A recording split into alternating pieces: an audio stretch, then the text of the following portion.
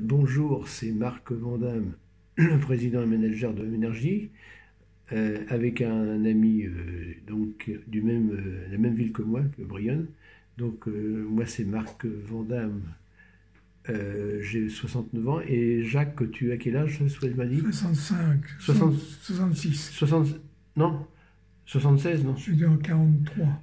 43, mais non, 60, 76 plutôt. 76. Ouais, Oui, 76 ans. 76 ans, donc ton père était photographe à Brionne. Donc tous les deux, on est des Brionnais. On est des Brionnais. Là, on fait une première vidéo par rapport à... Bon, lui, il est né juste à la fin à la fin de la guerre. Moi, je suis né en 52. Moi, je suis né vraiment après la guerre. Et toi, tu es né en plein dedans. en plein dedans. Donc, et tu as un peu plus de recul que moi. Et en plus, ton père était photographe. Après, toi-même, tu as été photographe. Donc, tu as vu beaucoup de gens. Tu as vu toute la vie de Brionne. Et nous, on a du recul parce qu'on a vu après-guerre tout ça. Et on essaye d'analyser justement parce que on a le déclin. Alors, il y a une mouche qui nous embête. Il y a une bouche. J'aime bien me faire Ouais, chier. on n'arrive pas à se débarrasser de la mouche. Donc, alors, donc on a remarqué, tiens, on parlait justement à l'époque du charbon, là, quand on était gamin, on avait des trains de charbon qui passaient à Brionne. Donc la SNCF transportait pas que des voyageurs, transportait beaucoup de matériaux. Du charbon, on avait, je sais pas, 60 ou 80 wagons qui passaient. Et je trouve qu'on a arrêté les mines de charbon un peu trop vite. On était trop vite parce qu'il y avait encore du charbon. On a voulu tout de suite passer au pétrole. Et il y a aussi transporté du ballast où il y avait aussi parfois des convois de cailloux. Et il y avait des gares de triage importants à Serquigny et puis Glos-sur-Huile. Donc on se pose la question maintenant, on dit ouais, la SNCF ça marche plus, mais avant on transportait beaucoup de matériaux. À Brionne, il y avait une fabrique de sièges Compas. D'ailleurs, c'est les sièges qu'on retrouve dans le métro, dans le train, les TGV, tout ça, c'est fait à Brionne. Et ils allaient les porter à la gare de Brionne, ils les chargeaient dans des sortes de wagons à bestiaux, donc la marchandise était transportée par voie ferroviaire, quoi. Il y avait un trafic important de marchandises, quoi. On ne transportait pas que des voyageurs. À l'époque, moi, quand j'ai fait mes études de collège et lycée, il y avait encore des trains à vapeur, hein, des grosses locomotives. À Nassau, il y avait aussi un petit train pour trier les wagons là, de sucre qui arrivaient, tout ça. Donc, justement, maintenant, c'est que je me suis fait la réflexion, c'est que on pourrait très bien avoir... il y a des régions où il y a beaucoup de forêts, amener du bois parfois ferroviaire, des matériaux. Là, ça fait un trafic, justement, ça peut éviter d'avoir des camions. Et puis, il y a là, je me souviens, j'étais dans les Pyrénées en 2016. Il y a des forêts, il y a des endroits, il n'y a presque plus personne qui habite. Il y a des ressources en bois qui pourraient très bien être amenées dans des régions comme la nôtre où il y a beaucoup d'industrie et puis qu'on a besoin d'énergie, quoi. Donc, il faudrait peut-être repenser à tout ça. Le charbon, c'est pareil. Il y avait encore du charbon dans les mines. On a dit c'est plus rentable. On a arrêté trop vite parce qu'il y a encore des réserves de charbon. Euh, Après, il y avait... mince, il y a la mouche sur la caméra. Il y avait de... Bah, disons, on n'arrive pas à s'en débarrasser de la mouche. Donc il y avait de... Et la lumière, ça l'attire. Ah ouais, ouais. On est obligé d'aller chercher la bombe si. Merde, on a filé un coup de bombe, mais elle n'arrive pas à... Donc après, il y a eu... Elle résiste aux bombes. Ouais, la vache. Elle nous fait chier. Donc après, il y avait l'Algérie. On était en Algérie. On avait découvert les puits de pétrole et de gaz. Et avec la guerre d'Algérie, on était obligé de quitter. Alors à la fois, on a arrêté trop vite le charbon. Et puis, on a perdu enfin, les gisements de pétrole et de gaz. D'ailleurs, les Algériens nous ont mis dehors, mais c'était une minorité. C'était un peu des terroristes islamiques. On les mit. Et on a perdu. Donc, la crise de 73 qu'on a eue, indirectement, c'était les conséquences aussi de l'arrêt trop rapide du charbon, la perte des gisements de pétrole et de gaz en Algérie, Parce qu'après, les Algériens n'ont pas fait grand-chose d'horaire. Ils nous ont virés, Ils mais n'ont rien foutu. ils ont pas. Il y a quand même des gens quand même compétents, mais pas tant que ça. Il y a beaucoup de. Donc, même pour les Algériens actuellement, on voit qu'ils patinent dans la semoule, quoi. Ils vivent que sur la réserve de pétrole, mais ils ont pas d'industrie, tout Leur ça. président, tu vois pas l'âge qu'il a. Ouais. Donc, Il est dans le coma. ah ouais. Alors ouais, maintenant, il a été remplacé par un autre militaire. Donc, oui, quand on regarde, tiens, justement, ça rejoint l'état d'esprit de Michel Onfray, les causalités. Si on regarde bien, par exemple, on parle le déclin de l'ère pétrolière, l'épuisement des ressources, mais déjà il y a eu les épuisements des ressources de charbon, on n'en parle jamais de ça, qu'on a eu certainement un maximum d'exploitation. Il y a même des Polonais qui venaient nous donner un coup de main, et on a toujours cherché à baisser les prix. Il y a beaucoup de Polonais. Ouais, et beaucoup de Polonais qui sont venus dans les mines.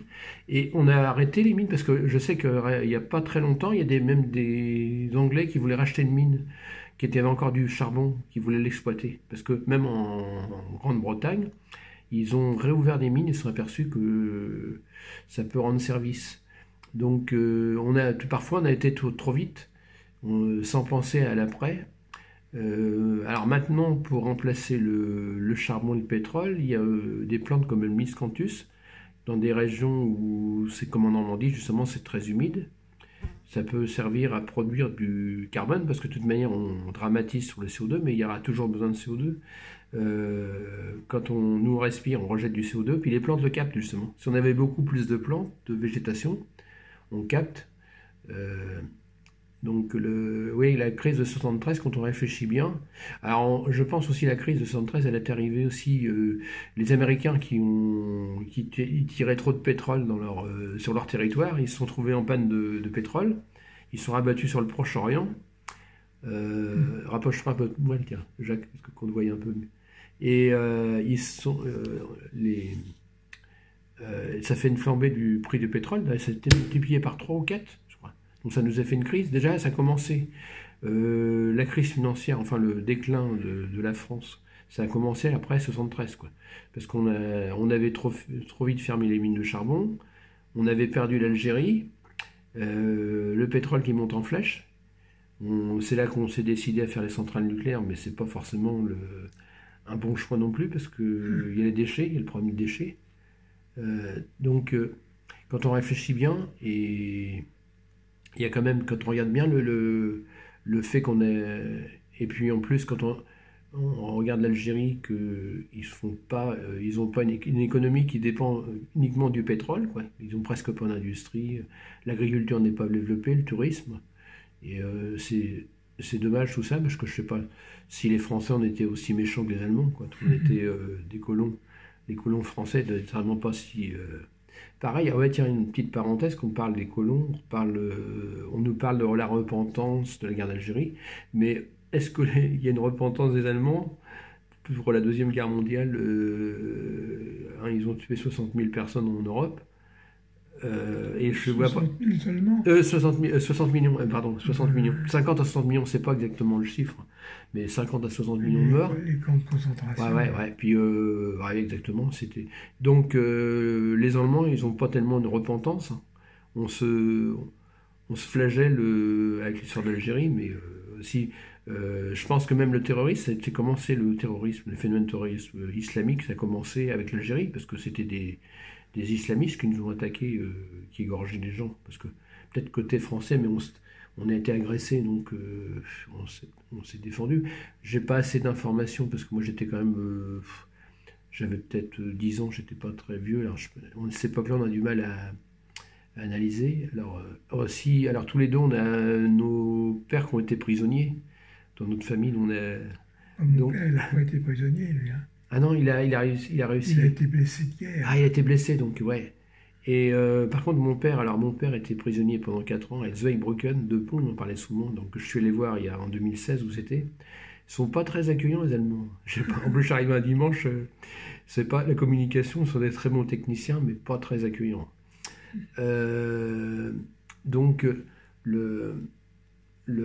j'étais en dehors de l'école, j'étais beaucoup formé par des anciens prisonniers de guerre. Ouais. Mon père et puis mon grand-père étaient prisonniers de guerre, mais il était un peu, il n'en parlait pas trop, mon grand-père. Et puis mon beau-père après. Même, mon père est décédé, puis ma mère, elle avait connu elle était avec un monsieur qui était un ancien prisonnier aussi, donc alors lui aussi, il aimait pas trop, il disait toujours, tous ces gens-là me disaient, les Boches, les Schleux, ils aimaient pas trop les Allemands, hein. J'étais éduqué, alors le meilleur c'est qu'on me fait faire allemand en première langue. Alors que j'étais éduqué dans un milieu où les gens n'aimaient pas les Allemands. Mais par contre, ils m'ont dit, quand il y avait l'occupation allemande, ceux qui ont vécu ça, bon, ma mère, mon père était prisonnier, ma mère était dans une ferme à Giverville, mais ils étaient corrects quand même, pareil. Quand il y a eu les Américains, il y a eu pas mal de bazar parce qu'il y a des femmes violées, tout ça. C'était pas génial non plus. Bon, ils ont libéré la France. Ah, les GI, Ouais, mais c'était chaud. c'était terrible. Hein. C'était des shows. Ouais, donc, mais par contre, alors il y a même, on n'arrive pas à se débarrasser de la mouche. Euh, on va lui faire un petit coup de bombe. On va la gazer tout à l'heure. Elle est encore pareille, cette salope. Elle est résistante. Euh, Non, c'est pas ça. non, c'est. Alors, donc, attends, on revient en arrière. On s'aperçoit quand même que. Et puis, alors, il y a aussi une fois, j'ai tombé sur une vidéo, une ou deux vidéos sur YouTube. Il y a des chercheurs qui ont étudié qu'il paraît qu'apparemment, l'occupation allemande, ça a modifié l'ambiance des Français, la dénonciation, parce qu'avant, c'était pas comme ça. Donc les gens se dénonçaient pas comme ça, mais le fait qu'il y ait eu l'occupation allemande, tout le monde se dénonçait. Euh, et alors c'est pareil quand le phénomène de la guerre, ça a dû bouleverser la France aussi, parce que il y a eu l'occupation allemande, on est devenu un peu comme actuellement, c'est un peu pareil, les crises qu'on vit actuellement. On retourne un peu avec les méthodes des passes sanitaires, c'est de laisser passer. Les contrôles partout de police, de gendarmerie, ça devient un peu l'état de guerre. Et donc il y a des chercheurs qui avaient étudié que l'ambiance avait changé, la mentalité des Français pendant la guerre. Et après, il y a eu le débarquement. Alors là, l'arrivée du monde moderne avec les cigarettes, la machine à laver, parce que nous, on était encore avec le béret et la deux chevaux, la baguette. Et il y a 100 ans, il y a une centaine d'années quand même, on était 70% des gens travaillaient dans l'agriculture, quoi. Là, d'un seul coup, tout le monde est devenu. Il y a l'industrie, les villes qui se sont développées. Il y a eu un changement radical. Si on n'avait pas eu ces guerres, on n'aurait peut-être pas évolué de la même manière, hein. On n'aurait peut-être pas. Parce que c'était un bouleversement. Euh, donc, c'est intéressant de réfléchir à ça. C'est pareil, on parle beaucoup du catholique, mais on oublie qu'avant, au début. Dans les premiers siècles après Jésus-Christ, il y avait beaucoup il y avait des druides, il y avait les druides. On oublie notre passé de Gaulois, quoi. Parce qu'en réalité, il y avait quand même par exemple à Évreux, la ville gallo-romaine, Gisacum, qui date de 200 ans après Jésus-Christ. À cette époque-là, il y avait encore l'empreinte des druides. Avant qu'il y ait les prêtres, qu'on soit colonisé par les catholiques, quoi, il y avait eu la passée druide. Alors, le problème en Normandie, c'est que j'ai vu ça, c'est que le climat, comme il y a du gel, il y a de l'humidité, donc on a du mal à avoir beaucoup de traces du passé, quoi. Beaucoup de choses se sont effacées avec le gel. Le climat détruit beaucoup de choses, quoi. Ça a du mal à se conserver, quoi. Alors par exemple, j'étais étonné, c'est qu'il y a le musée, c'est très intéressant à Évreux, là, de la ville gallo-romaine, sur le vieil Évreux, c'est près de l'aérodrome. Les Romains, ils avaient fait un aqueduc de 27 km. Ils amenaient de l'eau à la ville, le vieil Évreux, Gisacum ça s'appelle. C'était quand même impressionnant. Mais l'eau. Ah, peut-être à Lyton. Non. Plus loin encore, il y a encore le viaduc, il y a encore le pont romain. Non, peut-être tu confonds avec le pont du Gard ou je sais pas comme ça, du côté de Nîmes, ouais. Mais là, c'est des sous-terres apparemment. Alors, ils étaient forts parce que il faut une certaine pente pour que l'eau coule. Et puis donc, ils avaient des termes romains. 1 centimètre. Tous les kilomètres. Pour 1 mètre. 1 centimètre. Ou pour 1 kilomètre, je crois que c'est peut-être vachement faible. La pente. Alors, donc, et puis le site gallo-romain, Gisacum, c'était le chauffage par le sol des thermes. Alors, ils avaient des sortes de pilotis, c'était À sur... Berthouville Et aussi. à Berthouville, il y a un site gallo-romain. D'ailleurs, ils m'ont expliqué une fois là, à la médiathèque de Évreux, c'est qu'en réalité, il y a des traits à découvrir, mais c'est une question d'argent. Il faut de l'argent pour faire des recherches. Vous voyez, à Berthouville, c'est marrant, c'est en pleine campagne. Et il y avait une source. Alors, j'ai remarqué aussi les Romains. Il y a un dôme, Ouais. et il y avait une ville dessous. Ah ouais, d'accord. Et pourtant, c'était en pleine campagne. Alors, les Romains, j'ai remarqué ce qu'ils étaient forts pour trouver les sources ou ça, parce qu'ils n'avaient pas le GPS. Ils n'avaient pas des lasers, ils n'avaient rien. Je sais pas, ils avaient vraiment un sixième sens ou des baguettes de sourcier. Et je pense que les Romains, bon, c'était des guerriers assez violents, mais très organisés, un peu comme les Allemands d'ailleurs. Et par contre, comme ils ont fait plein de pays, à chaque fois, ils ont dû acquérir des connaissances scientifiques partout où ils étaient allés, parce qu'ils étaient en Égypte, ils étaient partout, même ils étaient en Angleterre, en Allemagne.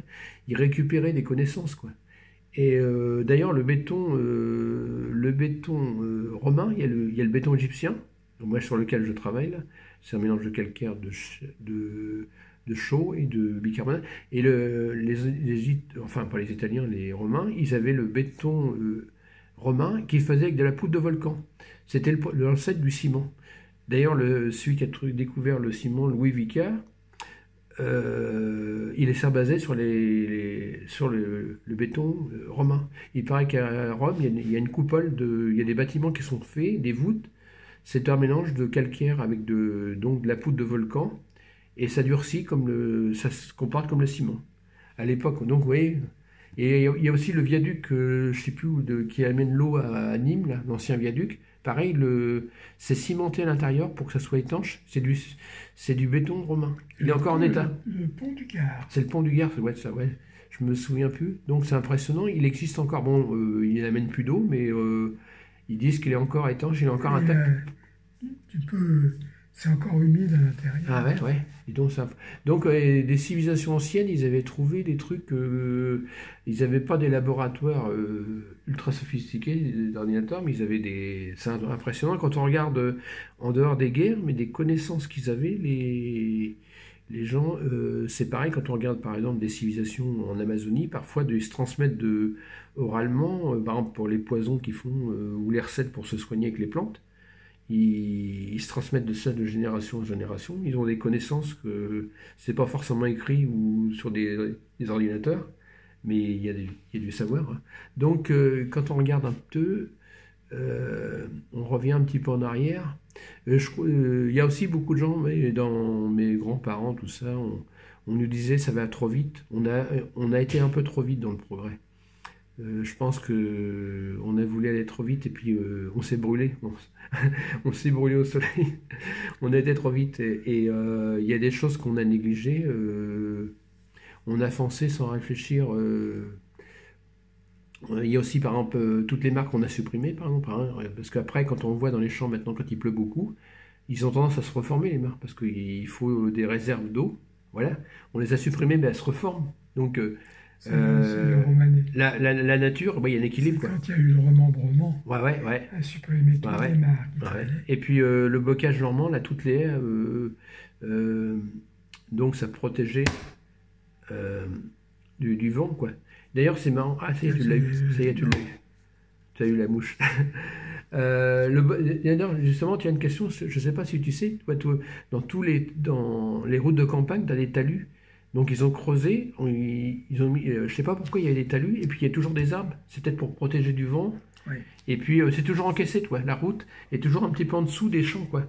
Il y a des talus de chaque côté. Il y a des caniveaux. Ouais. Et comme l'eau sortait des terres, ouais. Suivait la route. Ah, la route, ouais. Ah, ça servait un peu d'écoulement aussi. En même temps, ça servait un peu de caniveau, quoi. Ouais. Ah ouais, donc, et puis donc, il y avait toujours des arbres de chaque côté. Et puis, par exemple, les arbres, ils coupaient les branches, les têtards, ce qu'on appelle, je sais pas ce que c'est comme type d'arbre. Du saule. Ah, du saule. Et ils coupaient les branches, parce qu'ils n'étaient pas cons, parce que couper un tronc, c'est vachement fatigant, il faut une tronçonneuse, mais avec une égoïne, parce qu'avant, ils avaient tout à la main. Même moi, quand j'étais gamin, mon père, il avait la chigne à la main. On avait beaucoup de trucs manuels, qui n'avaient pas beaucoup d'électricité. J'en ai toujours, moi. Ouais, et ils coupaient les branches des têtards, parce que c'est moins dur à couper des branches. Et puis après, ça repoussait chaque année. Ah, donc c'était des saules. les arbres au bord des routes, quoi. Oui. C'est ça. Et donc ça produit pas mal de rondins parce que comme ça, et puis après ils stockent ça. Donc il y a des anciens, on a voulu balayer tout d'un revers de main, mais ils avaient trouvé des équilibres. C'est pareil, parfois on casse les barrages maintenant, mais à l'époque on a créé des barrages pour faire tourner les moulins, pour broyer le blé, et ça attirait le poisson parce que maintenant on dit bon, on casse les barrages parce que ça empêche les poissons de passer, mais c'est pas vrai parce que un barrage, quand il y a justement, ça oxygène l'eau. Quand il y a une chute d'eau, automatiquement il y a un déversoir. Il y a des trucs qui se Ouais, font dessus. alors exactement, il y a plus de poissons. Alors maintenant on détruit les moulins, les turbines. Alors sur la vallée de la Rhine, on avait beaucoup de turbines. Mon père était désolé de voir tout ça, qu'on détruisait tout ça. Et on produisait de l'énergie hydraulique, quoi. On avait de l'énergie hydraulique. Il y avait une usine à gaz à Brionne. Ah ouais, je ne sais pas, peut-être qu'il y a 70 personnes qui travaillaient. On fabriquait du gaz à partir du charbon. Peut-être le charbon, il venait peut-être par voie ferrée. Bon, alors le problème du gaz de charbon, c'était un peu asphyxiant. C'était un peu dangereux. Et je suis sûr qu'à Brionne, ils ont été éclairés au départ, peut-être le siècle dernier, en les années 1860. Avec des becs de gaz, ça se trouve, c'était avant que... Parce qu'il y a d'abord... Il y a un mec qui passait le soir. Ouais. Dans les maisons, moi quand je suis arrivé dans la maison ou à la Cabotière, à la sortie de Brionne, il y avait, quand je me rappelle, quand je suis arrivé, il y avait une sorte de lampe comme lampe à pétrole au plafond, mais c'était pour éclairer avec le gaz. Il y avait un tuyau de gaz qui arrivait au plafond. Ouais. Il y avait une sorte de luminaire au gaz. Maintenant, ça fait bon. Ouais. Alors, donc dans ces régions-là, on était déjà équipés le gaz avant l'électricité. Les gens ont d'abord été éclairés par le gaz de houille. Il y avait une usine à gaz. Ouais, il y avait une usine à gaz, ouais. Et il paraît que ma mère me disait, ça faisait travailler beaucoup de monde, tout ça. Donc le gaz était produit sur place. Alors, problème, le danger, c'est le gaz de houille, il y avait du monoxyde de carbone dedans, ça peut vous asphyxier. Le gaz maintenant, le gaz qui vient naturel, qui vient d'Algérie ou de Russie. Alors lui, il est pas... Il y avait lac aussi. Ouais, il n'est pas dangereux, mais très explosif. Alors par contre, le gaz naturel actuel, une étincelle, s'il y a une fuite de gaz, ça pète. Que le gaz de houille était moins explosif, moins dangereux, mais plus asphyxiant, quoi. Il y avait, mais donc il y avait toute une industrie. J'ai même entendu parler qu'il y aurait eu 70 personnes, une usine à gaz. Comme on dit, l'usine à gaz, parce qu'il y a beaucoup de tuyaux. Mais il y en avait une à Brionne, maintenant c'était rasé. Après, je crois qu'il y a les locaux de EDF, GDF qui étaient là. En même temps, ils avaient peut-être leur bâtiment, parce que Gaz de France et GDF, c'était la même société, quoi. Et donc, il y avait des tuyaux en plomb. Alors, maintenant, on dramatise avec le plomb. Alors, quand j'étais gamin, j'ai fait beaucoup d'expériences. On avait du plomb qui traînait partout. On faisait dans une poêle, on faisait chauffer avec le gaz. Puis on moulait ça pour des délingots, parce que ça se moule facilement. On n'est pas mort, c'est parce que maintenant, on s'effraie. Mais c'était pratique, on faisait des expériences dans une vieille poêle. C'était une poêle noire, hein. C'était pas des poêles Tefal. Donc on a fait pas mal d'expériences. Le carbure, ah ouais, il y avait le carbure aussi. Ça servait à... Je me suis éclairé, moi. Avec ah ouais, c'était d'une sorte comme du calcaire, ça ressemblait à de la chaux, mais c'était fait à haute température. Tu mettais du carbure. De l'eau, et ça dégage de l'acétylène. Et donc ça donnait un gaz qui est très éclairant. Par contre, si on versait trop d'eau, ça pouvait exploser la marmite. Ça pouvait péter. Les lampes à carbure, ouais, c'est ça, on appelait ça les lampes à carbure. Carbure de calcium, donc apparemment c'est fait, le carbure de calcium, c'est fait dans les fours électriques à haute température avec des électrodes en charbon, et ça produit, c'est un peu comme une sorte de lave à chaud, mais à une température beaucoup plus élevée. Donc quand on verse de l'eau dessus, ça dégage de l'acétylène. Un gaz que les mineurs, pour s'éclairer, ceux qui vont dans les souterrains, les lampes de mineurs, ils avaient ça. Maintenant dans les lampes, on a les lampes de LED, on marche au LED. On n'a plus de mines en France. Non, on a presque plus de mines. Non, il n'y a presque plus de mines. Ils sont fermés. Hein. Et avant, je pense, quand il y avait l'époque, justement, tu m'abordes un sujet. Quand il y avait les mines, les gens, ils creusaient partout, parce que même pour le calcaire, par exemple, à la campagne, il y avait des marnières, parce que les gens, quand ils ne travaillaient pas l'hiver, il n'y avait pas de boulot, ils ne pouvaient pas travailler dans les champs, tout le monde avait l'habitude de faire des mines, quoi. Même, ça déteignait sur la campagne, et ils creusaient pour extraire du calcaire. Il y en a une à Carzy. Ouais. Alors le problème, c'est qu'ils n'ont pas bien étayé ça. Ça a été étayé. Puis ça se casse la Non, ça gueule. se casse la gueule. Alors il a fallu que ça soit étayé avec du béton ou des trucs très résistants. Donc ça nous pose un problème maintenant, ça crée des cavités. Par contre, il y a un truc qu'on ne s'est pas penché sur la question, c'est que ça se trouve, toutes les marnières qui ont été créées, ben, ça fait des nappes phréatiques artificielles. Ça se trouve, la capacité de stockage de l'eau est plus importante qu'avant. On a plus de nappes phréatiques, hein, du fait des marnières, parce que souvent les marnières, après, comme c'est peut-être à 35 mètres de profondeur, donc Ça s'écroulait. ouais, donc l'eau, bah, ça se trouve, je vois à Lioré certains endroits, c'est très sec près du village, parce qu'il y a certainement des marnières dessous, et quand l'eau, ça reste jamais. Comme bon, le centre-ville est assez haut, et ben, ça se trouve, l'eau pénètre dans le sol, ça va dans les nappes phréatiques, ça crée des nappes phréatiques artificielles, on ne s'est jamais posé la question. Peut-être qu'il y en a qui sont passés, mais justement, moi qui suis un peu chercheur, mais chercheur autonome, on est en auto-formation. On avait dit, bon, moi j'ai fait quand même pas mal d'études, électrotech, électronique, informatique, mais je suis en Normandie, sur le terrain, parce que les chercheurs, souvent maintenant, les gars qui sont bac plus 5 ou bac plus 7, ils sont en fait, dans des bureaux. ils sont dans des bureaux, ils sont loin des ressources, parce qu'en réalité, il faut chercher. Le seul truc de recherche qu'il y a au Neubourg, c'est sur le Nord. Tiens, il y a quand même des ingénieurs, mais ils sont pas toujours sympas, certains ingénieurs. J'ai été les voir, mais ils n'ont pas été très bien accueillis. Mais c'est vrai qu'il faudrait avoir des chercheurs sur le terrain. Les linières, il y avait Lameran. Lameran, ouais, c'est le patron de la linière, ouais. Bah, l'autre jour, tiens, j'ai été voir la secrétaire. Elle m'a dit, j'ai dit, je voulais voir le patron, il me dit, il n'est pas là. Et puis la secrétaire n'était pas là, c'était une autre secrétaire. Elle me dit, ça ne nous intéresse pas, on n'a pas le temps. J'ai dit, je voulais lui parler du miscanthus. Le miscanthus, c'est une plante qui capte énormément le CO2, qui ressemble un peu au bambou et qui pousse justement dans les zones humides, sur un terrain humide, et qui a une capacité à capter le CO2 et puis de produire de la biomasse, quoi, quand on le carbonise, ça peut remplacer le charbon, quoi. Mais justement, là, ici, il faudrait des chercheurs sur place, parce qu'il y a des ressources en hydraulique, forêt, calcaire, il y a tout ce qu'il faut. Il n'y a pas de chercheurs. Puis les seuls chercheurs qui sont comme moi, je ne suis pas trop bien vu. On n'est pas trop bien. C'est toujours louche un chercheur, ça peut être dangereux. C'est pas très bien. On a du mal en Normandie. Même je vois, quand je fais le bilan, Le Havre, c'est une ville vachement industrielle. Portuaire, mais il n'y a pas tellement d'organismes de recherche. Un peu à Caen, il y a des gens du CERN, CNRS peut-être à Caen, à Rouen, bon c'est dans la médecine un peu, peut-être de la chimie, mais il n'y a pas tant de... On est un peu pauvre en chercheurs en Normandie, alors qu'il y aura besoin. À Rouen, il y a Becquerel. Becquerel, bon, c'est pour les cancers plutôt, pour la santé, il y avait pas mal de recherches dans la santé. Mais dans le développement durable, et puis c'est pas, faut pas non plus tomber dans le développement durable comme à la méthode Nicolas Liot, on met des loups dans la bergerie et des ours dans les Pyrénées. Il faut aussi trouver une adéquation entre le respect de l'environnement et progrès. Disons qu'on s'insère dans le système écologique, quoi. On est obligé, aussi on est là pour vivre, on est des êtres vivants comme les plantes et les animaux, quoi. Il faut qu'on trouve un équilibre. Donc c'est ça qui manque. Alors justement, moi-même qui suis chercheur, j'ai un mal de chien a été entendu par les politiques. Même Hervé Morin, en 2003, quand j'ai créé l'association, j'étais voir Hervé Morin. À l'époque, il était emballé, puis c'était la concurrence avec Destan. Il a tout fait pour être en premier parce qu'il voulait doubler Destan.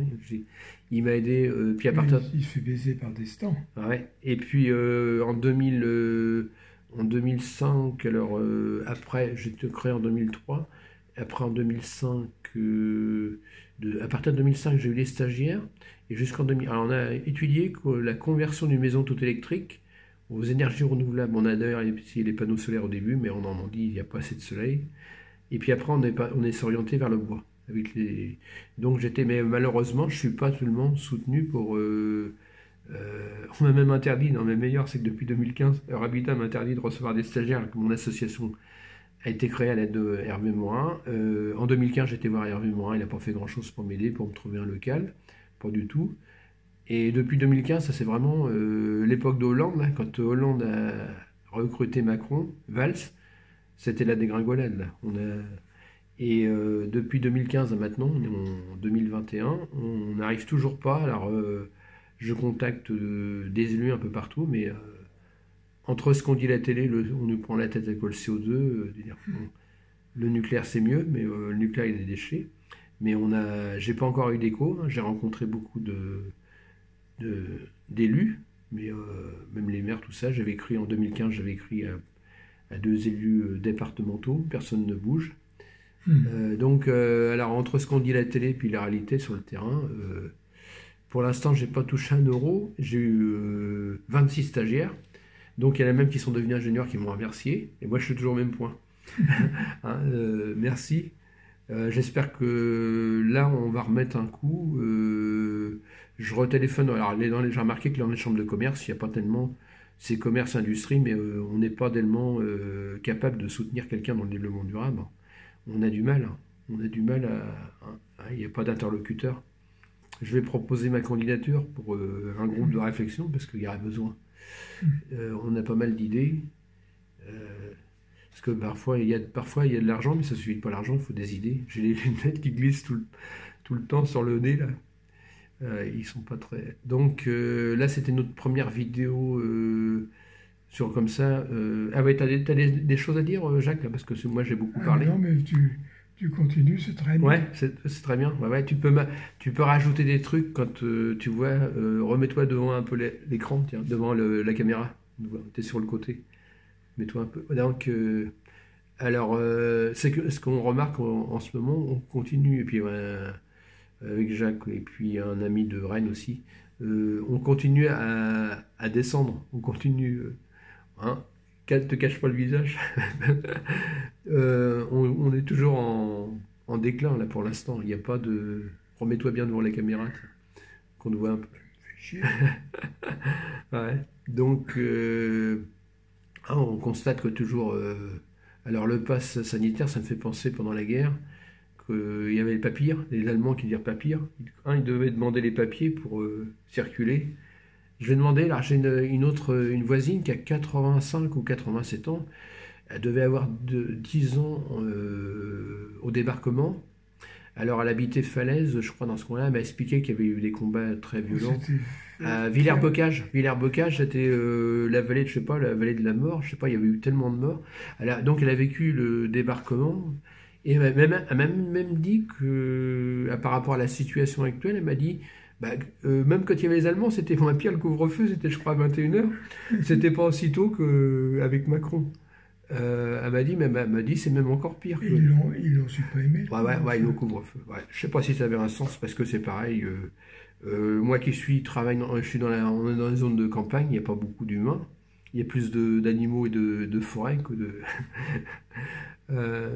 Donc, ça n'a pas tellement un sens. Moi, pendant tout le temps qu'il y avait le couvre-feu, j'avais fait ma dérogation puisque je vais faire des expériences à Manneville. Il faut que j'aille là-bas. Bon, je me lève tard. Un chercheur, il se lève tard et puis il se couche tard. Parce que la nuit, on peut parfois avoir de l'inspiration. Manneville. Ouais, Manneville, ouais. Mais là, à l'automne, je vais parler avec les gars si on peut monter un four dans la petite maison qu'on a retapée. Ils ont bien travaillé. Alors, c'est des manuels. Bon, et puis moi, je suis un peu le cerveau. Je suis le chef, alors quand ça va pas, il m'engueule. C'est moi qui suis engueulé. Quand, par exemple, les pommes de terre n'ont pas marché, c'est de ta faute parce que tu as foutu des fumiers de porc. Mais alors, je vais leur proposer, parce que l'hiver, on va pas pouvoir tellement bosser dehors. On va essayer de construire un four pour chauffer le local, quoi. Ça va nous faire... je l'ai appelé le Labo 5. Que mon fils devait m'aider à faire un labo. Quand j'étais chez mes parents, j'avais le Labo 4 à Brionne. J'ai fait beaucoup d'expériences chez mes parents. On avait le droit à l'époque, mes parents nous autorisaient de faire beaucoup d'expériences. J'ai préféré qu'on fasse des expériences, qu'on sorte, aller draguer les filles. Ouais. Faire les cons. Ouais. Ils aimaient pas trop qu'on sorte. Ma mère était assez possessive, elle était couturière, mon père cordonnier. C'est lui qui m'a appris les rudiments de la chimie parce qu'il était prisonnier, donc en Allemagne, il a dû apprendre des choses. J'ai jamais pensé à lui demander. Ça se trouve, il devait parler un peu allemand parce qu'il a été quand même 4 ans prisonnier. Il s'était peut-être fait une copine, d'après ce qu'il m'a dit. Il avait la fille du patron. Il devait. Donc, il a dû apprendre à 4 ans. Il a dû apprendre des rudiments d'allemand. Donc il m'a appris avec le carbure, tout ça, le canon et carbure, un peu. Puis après, j'avais l'avantage, c'est que il était le patron de la cordonnerie, là, Duhamel à Brionne. Son fils était chimiste. Duhamel? Ouais, Duhamel. Il s'était fait sauter. Ouais, il avait un œil de. Ah ouais, ouais, il avait eu un œil. Donc, la chimiste dans Choreux. Donc, j'avais l'avantage, c'est qu'il nous donnait du matériel de chimie, des becs de gaz. Mon père, il nous donnait des tuyaux s'il nous expliquait des trucs. Mon père, le fils Duhamel, il donnait des tuyaux sur la chimie à mon père, puis mon père nous retransmettait ça.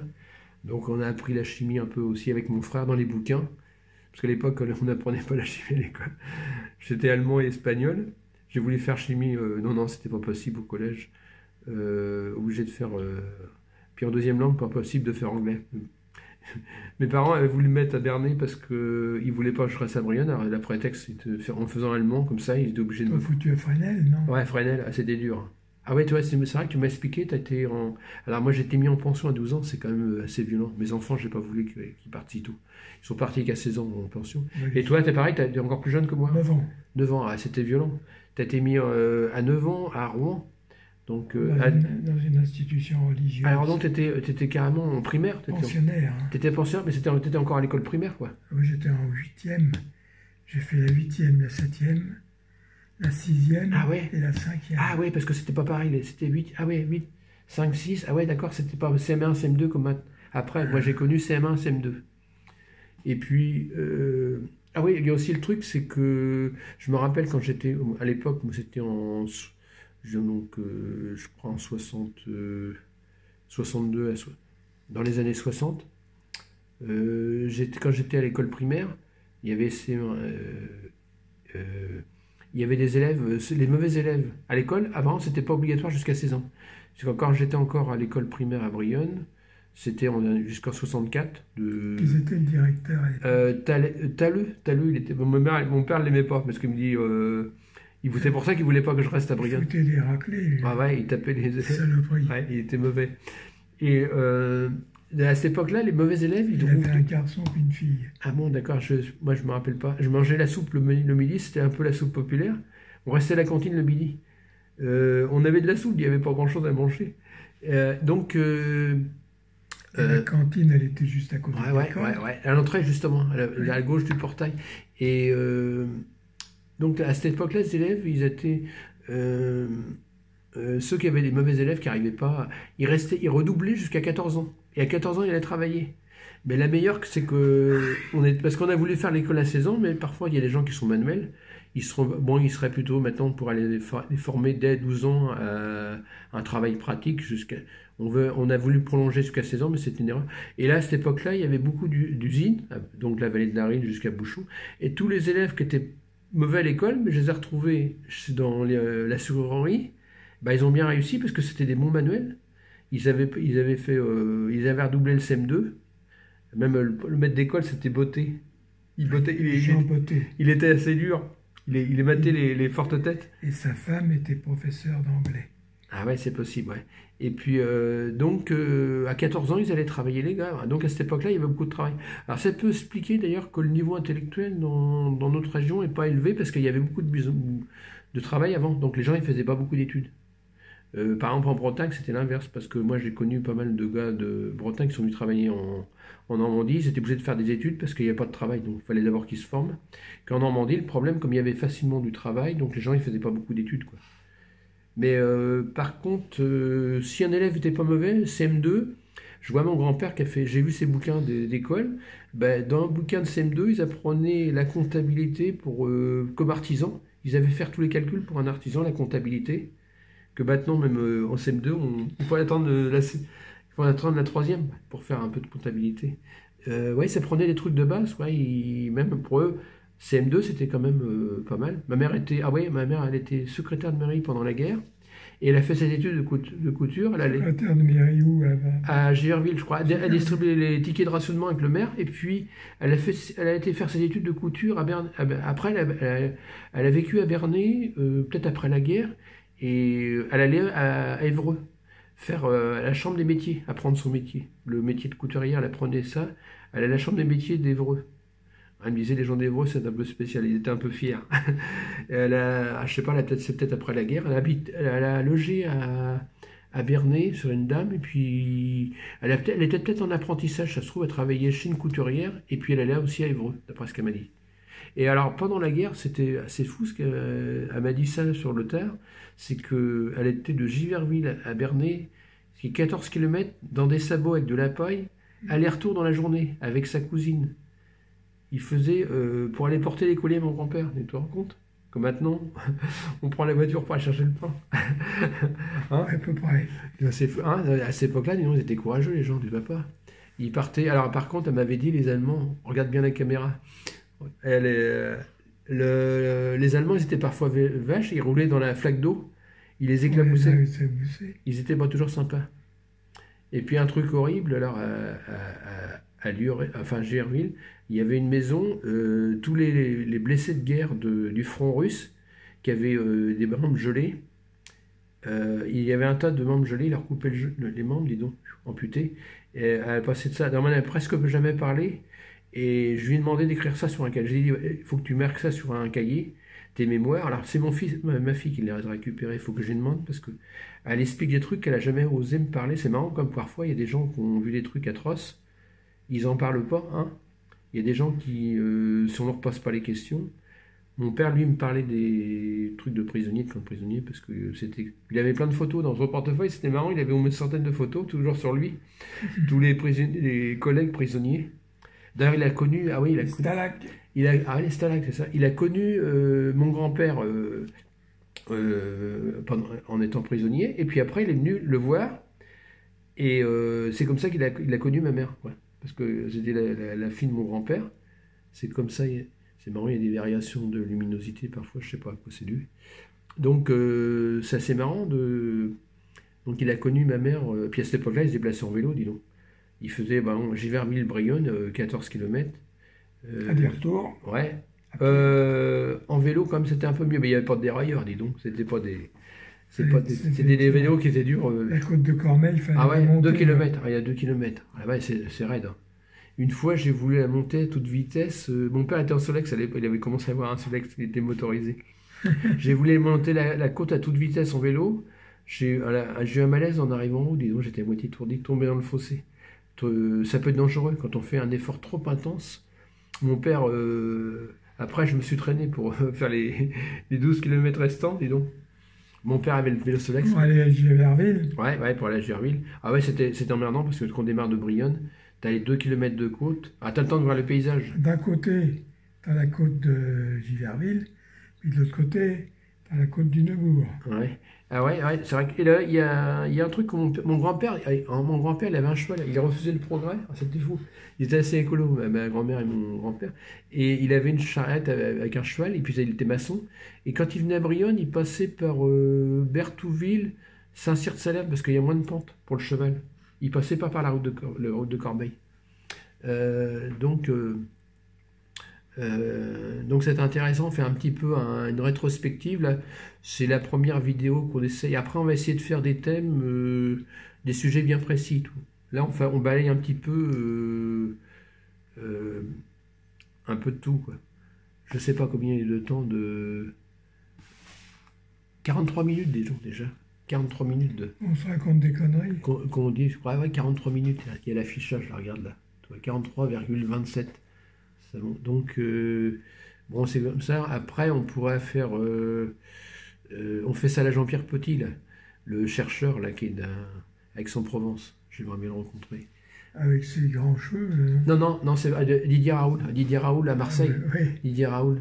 Bah, de toute manière, je pense que au niveau humain, il faut se dire, même personne n'est bon à 100%. Chacun dit sa vérité. Par exemple, Michel Onfray, c'est bien 80%, mais il y a des peut-être trucs qu'il néglige. Bon, développement durable, les éoliennes n'aiment pas trop, mais il étudie vachement la causalité, c'est intéressant. Par exemple, Didier Raoul, c'est pareil. Bon, il n'est pas non plus, il y a des trucs où il est controversé, mais il faut avoir globalement, quoi. Il faut écouter différents chercheurs, parce que personne, on est des humains, on n'est pas parfait, donc. Moi-même c'est pareil, il y a peut-être des trucs que je vois pas, j'essaye d'être assez objectif, un peu comme un journaliste quoi, un peu comme un juge de paix. C'est marrant, mais ça dépend comment on bouge. Ouais, ouais. Il y a une lampe qui... Ah ouais, c'est parce que tu vois, on cache, sûrement, si on cache la lumière. La lampe derrière. Ouais, c'est ça, la lumière derrière. Ouais, c'est ça. C'est parce que ça varie, la luminosité. Alors, il faudrait que j'ai un micro aussi pour dehors. Quand le jour, j'ai voulu filmer mes miscanthus quand il y avait du vent. Ça fait un bruit sympathique. Mais il y a le vent, il faut un micro spécial. Parce que toi, le vent, ça souffle. Ça déconne. Ça coûte assez cher, un micro spécial avec des poils. Tu as des poils. Ça t'évite de capter de faire des bruits. Et puis, je voulais faire écouter le bruit du vent dans les miscanthus. Donc, alors ouais, et alors la maison, toi, tu m'avais dit la maison où tu as ton père, l'atelier de photographie, le magasin. Pendant la guerre, ils avaient fait sauter le pont, donc la maison, puis ils bombardaient, c'est peut-être. Ils avaient mis ils avaient une fait charge de dynamite. Ils ont fait sauter le pont. Dans le sous-sol. Ah ouais, d'accord. Alors quand les charges ont sauté, le pont il est descendu. Ah ouais, puis la maison. Puis la maison avec. Ah ouais, d'accord. Ils étaient pas dans la maison, non? Il n'y avait personne. Ah ouais, heureusement. Alors, c'est pas. Donc à Brionne, ils avaient fait sauter les ponts, les Allemands, avant de partir, quoi, pour empêcher les Alliés de passer. Hein? Alors donc pendant un moment, ils ont été sans pont, quoi, les gens, parce que de chaque rive, je sais pas comment ils faisaient pour passer d'une rive à l'autre, comme du coup. Ils avaient mis des passages. Des passerelles, quoi. Des passerelles. Des ponts flottants, quoi. Oui. Ah, ils ont mis des ponts flottants. Ah oui, je sais pas, ça a dû durer longtemps, peut-être qu'ils ont été des ponts provisoires, non? Ah ben oui, parce que. Ouais, parce que ça toute la guerre, ça a été. Ouais. Parce que les ponts, ils les ont fait sauter en 1939. Ouais. Puis la guerre s'est terminée en 1945. C'est au début de la guerre qu'ils avaient fait sauter des ponts. Ou peut-être des bombardements aussi. Ah ouais, donc, ouais, tiens, je sais pas, ce truc-là, il faudrait qu'un jour, on aille voir les Brionne Carrefour de l'Histoire, ils ont peut-être des documents là-dessus. Combien de temps? Ça existe encore, ouais. Mais ils sont pas très collaboratifs parce que Roussel, j'ai demandé pour réunion découpée à trier les documents. Je sais pas, ils n'avaient pas trop envie qu'on vienne les voir. Ça Monsieur et Madame Roussel. Ouais, parce qu'ils ont des documents intéressants sur le passé industriel, de la vallée de l'Arille, quoi. Alors oui, il y a une chose que j'ai remarqué. On dit, De Gaulle, moi mes parents, ils n'aimaient pas trop De Gaulle parce qu'ils étaient victimes de la politique de Gaulle. Il ne faut pas croire. Il y a des gens qui sont privilégiés, puis d'autres qui sont défavorisés. Et moi j'ai remarqué à Poteau-de-Mer, en fin de compte, le déclin du port. Il y avait un port à Poteau-de-Mer, des péniches, qui avaient des bateaux qui venaient de l'estuaire de la Seine. Et ça a été fermé en 65, donc c'était l'époque de De Gaulle. Et il y avait un barrage, et d'un côté tu pouvais pêcher toute l'année, et de l'autre côté du barrage, tu devais avoir un permis de pêche. Ah bon? Parce que c'était c'était la rivière. Ah, l'histoire des saumons, là. Oui. Alors, donc, il y avait des écluses, il y avait une écluse aussi, donc il y avait des bateaux, sûrement des péniches, je sais pas ce qui peut-être qui étaient tirés par des chevaux d'époque, peut-être à l'époque. Il y avait des péniches qui arrivaient jusqu'à Poteau-de-Mer. Alors, à cette époque-là, donc il y avait... Il y avait un chemin de halage. Ouais. Et il y avait des chevaux. Et si ça se trouve, les bateaux, ils venaient du Havre, peut-être. C'est peut-être des bateaux qui venaient du Havre, qui transportaient des marchandises. Donc il y avait une activité industrielle assez importante à l'époque. Hein. Il y avait donc par péniche, certainement des péniches. Il faudrait que j'essaye de savoir. Maintenant, les gens, c'est marrant, les gens s'intéressent plus tellement à leur passé. Parce que, comme on dit les Africains, ils disent si tu sais pas où tu vas, essaye de voir d'où tu viens. C'est vrai qu'ils ont raison, parce que le futur, c'est pas toujours facile de savoir. Donc comment ça va s'orienter. Par contre, il y a des chercheurs qui ont réfléchi que l'histoire passée, présent, futur, ben, le futur, on le fabrique parfois quand on est dans le présent. Parce qu'on peut déjà décider de certaines choses. On peut fabriquer, il y a des choses si on quitte pas la trajectoire, si on décide quelque chose et puis on le fait après. Donc on présent, puis après ça devient en passé. On a préparé le futur, quoi, si on garde la trajectoire. Bon, s'il y a des événements imprévisibles, imprévus en cours de route, ça peut nous perturber, mais on peut orienter le futur, quoi. On peut essayer de... Le futur... C'est la lampe derrière. Et c'est marrant, pourtant j'ai mis un coup de bombe, mais j'ai mis un coup de bombe tout à l'heure du raid, c'est raid, et puis ça n'a pas arrivé. On va essayer de faire 1 heure de vidéo, 49 minutes, alors à 1 heure on va arrêter. Ouais. Donc, après, il faudra faire.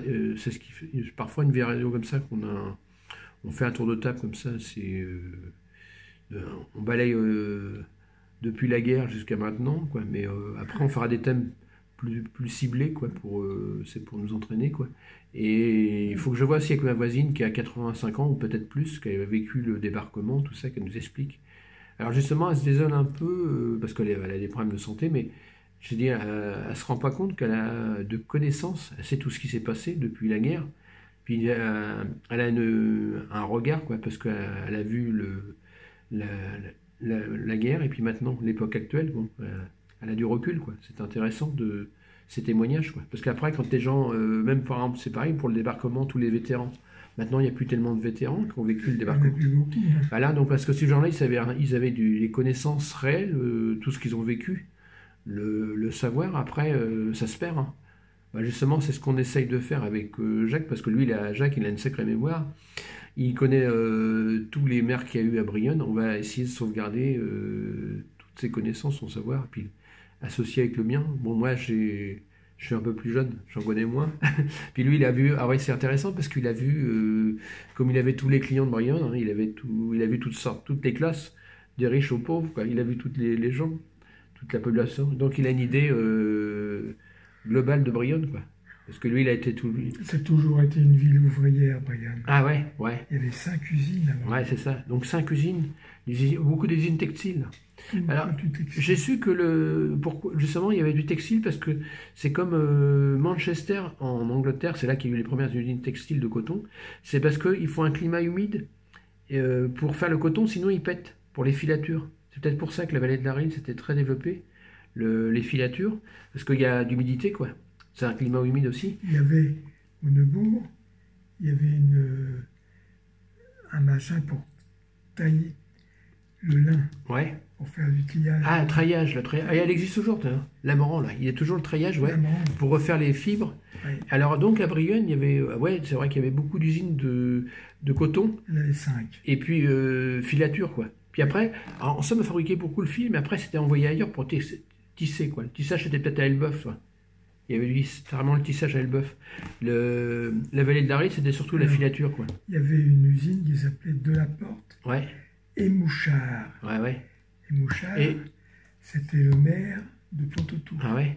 Et puis, alors, il y avait de la Servière, l'usine Saint-Denis. C'était vraiment, il fallait le coton hydrophile, là. C'était le coton hydrophile pour l'usage médical, quoi. Oui, oui. Puis après, c'est devenu Tempo Sanis. Des make-up, puis après, ils ont déménagé. Maintenant, hop, ils ont parti du côté de Louviers. Puis il n'y a plus rien maintenant. Ah, maintenant, il y a plein de petites boîtes, plein un truc d'agriculture, un peu de tout. Ils ont récupéré les bâtiments pour faire plein de petites entreprises, mais il n'y avait plus de grosses industries. Ah ouais, puis il y a Nobel Bezel aussi, une usine qui fabrique du mousse pour les sièges, par exemple, pour faire de la mousse pour les matelas. Allez, dis toujours. Potier. Potier. Et avant, Potier, qu'est-ce qu'il fabriquait? Il n'y avait rien, il y avait des épaulettes. Ah, des épaulettes, c'est déjà un truc en mousse. Ah, c'était déjà de la mousse. Ah ouais, puis ils ont continué dans la mousse, quoi. Ma grand-mère a fabriqué des épaulettes. Ah ouais, ouais. Et puis donc à Pontotour, c'était l'usine qui avait, c'était quoi? Il fallait de la filature ou de la porte et du Mouchard. Ouais. Et du tissage peut-être? Oui, il faisait alors Mouchard faisait du tissage et l'amenait chez Delaporte à Brionne pour faire le tissage. Ah ouais, d'accord. Et puis à Cardine, ouais, à Valville, il fabriquait des serpillères, je crois. C'est pas ça qu'il fabriquait? Puis des épaulettes. Ah ouais, il fabriquait aussi des trucs. Ouais. Donc il y avait beaucoup liés de fabriquer des fibres, quoi, ouais. À partir du coton. Alors le coton, je sais pas comment il venait. Est-ce qu'il venait par bateau? Comment? En train, peut-être? Comment ils amenaient le coton à l'usine? Tiens, j'ai jamais vu ça, j'ai jamais fait gaffe. Les balles de coton, ils arrivaient peut-être par le train. Parce qu'il y avait beaucoup de camions à cette époque-là. Tiens. Je ne me rappelle pas comment il arrivait. Ouais, j'ai jamais vu ça, j'ai jamais trop vu. Alors il y avait plein d'entreposés, là, une fois que ça a brûlé, parce que le coton, quand ça prend feu, ça s'arrête pas. Non, mais j'ai vu, moi, c'était de la Servière. Ouais. J'ai vu Ah ouais, ouais. Alors c'est ça, c'est pareil, le lin, il y a ça se rejoint, le coton et le lin, quand ça brûle, si jamais il y a un entrepôt qui brûle, ça brûle très longtemps. Là, j'ai vu il y a quelques années, il y a un entrepôt de lin, de balles, c'est pareil un peu. Ça se met à brûler, alors ils arrosent, ils arrivent à maîtriser le feu, mais il faut une semaine pour que ça s'arrête. une fois que ça se consume, alors moi je le passe justement près de la linière, là, je téléphone au pompier, je dis merde, il me dit non c'est normal, le feu, on a mis des barrières, le feu est circonscrit, mais ça va durer une semaine. On a beau arroser, ça reprend. Et donc pareil pour le coton, ça brûle à l'intérieur, ça dégage une chaleur vache. Puis quand on met de l'eau, en réalité l'eau, quand le feu arrive à une certaine température, l'eau se décompose en hydrogène, oxygène et ça brûle. Ça réalimente. Parce que l'eau, c'est parfois... Tiens, il y a un bruit. Il y a peut-être une porte qui a claqué. C'est mon voisin, ça. Ah ouais. Donc ça arrive... c'est marrant, ça brûle pendant très longtemps. Et puis alors... je me rappelle quand il y a l'usine à brûler à Brionne de coton, il y avait des tôles en fibron. Alors les tôles ils pètent, ça peut être dangereux, parce que les tôles en fibro ils pètent. Et puis tout ce qui est en ferraille, arrivé à une certaine température, ça se plie. Ça se plie en vide, comme on dit. D'un seul coup, alors c'est ce qui s'est passé autour le 11 septembre, on ne l'a pas dit, mais toute l'architecture, la haute ossature est en métal. Arrivé à une certaine température, à 700 degrés, toutes les poutrelles se vrillent. Ils se déforment parce qu'il y a une dilatation. Et donc, d'un seul coup, que le bois, alors si c'est par exemple une construction de bois, ça consume tout doucement. Ça met du temps à s'effondrer. Que tout ce qui est poutrelle en métal, ça résiste moins bien au feu parce qu'il y a le phénomène de dilatation. D'un seul coup, ça se dilate et tout ça se tord. Donc, si tu arrives à une certaine température. Donc, c'est vraiment c'est ce qui s'est produit on n'a pas tellement parlé de ça, mais la ferraille qui est à l'intérieur. Ouais, donc c'est impressionnant, le coton et le lin, ça fait pareil. Ça brûle pendant très longtemps. Une semaine, dis donc. Alors, dis donc, il y avait ça dégageait de la chaleur. Il y avait plein de cendres. Donc voilà, alors on arrive à 56 minutes. Ah ouais, donc la vallée de l'Arille, il y avait une activité, tout ce qui était lié fabrication des trucs de base pour le textile, quoi. Oui.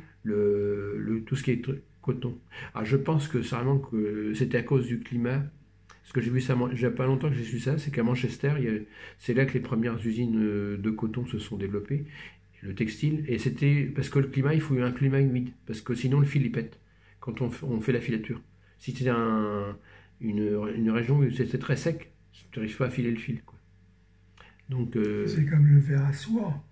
Ah ouais, c'est particulier aussi. C'était à Lyon, ça. Ah ouais, à Lyon, et puis peut-être dans la région, il y a peut-être eu, il y avait des régions, même parfois, je crois que c'est des souterrains. Ah tiens, il y a peut-être les paroles qui les dérangent. On va peut-être arrêter parce que ils nous entendent parler. Alors on arrive à 57 minutes, on va faire 1 heure. Donc, alors après il y a une chose que je me suis posée. Où c'est que le fil qu'il a fabriqué, où est-ce qu'il allait après? Peut-être à Elbeuf, non? Il y avait peut-être des tissages à Elbeuf. Il y avait une industrie textile. Très importante. Très importante, hein. Il fallait du tissage là-bas, sûrement. Ça se trouve, les trucs de base étaient fabriqués, les produits de base étaient fabriqués à Brionne, des filatures, et puis après ils envoyaient ça à Elbeuf. Puis après, je me suis posé la question, toutes ces usines qui sont disparues, où est-ce qu'ils sont partis? Parce qu'on fabrique toujours des... Ah ben, ils ont été... À Brionne, ils ont fermé. Ouais, et puis c'est parti peut-être en Tunisie. En Tunisie ou au Maroc, je sais pas. Et sais-tu qu'on a été rechercher une bombe atomique en Algérie. Ouais. Il n'y a pas longtemps, ça. Exact. Alors, on arrive à 58 minutes. On va encore ouais, donc, je me suis posé la question après.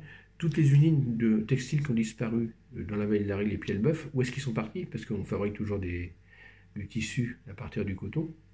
Je me suis demandé où c'est parti après. Je n'ai pas encore trouvé la réponse. Je me suis dit, ça peut-être parti à l'étranger, en Tunisie. Parce que même dans le Nord, il n'y a plus tellement de Boussac, tout ça, il y avait fini. Donc, tu as posé la question où on n'a pas encore trouvé la réponse, où est-ce que ça a été délocalisé. Alors, on va bientôt arrêter, parce que peut-être que les voisins entendent du bruit. La voisine est à moitié folle. Ah bon? Donc, faut pas s'inquiéter.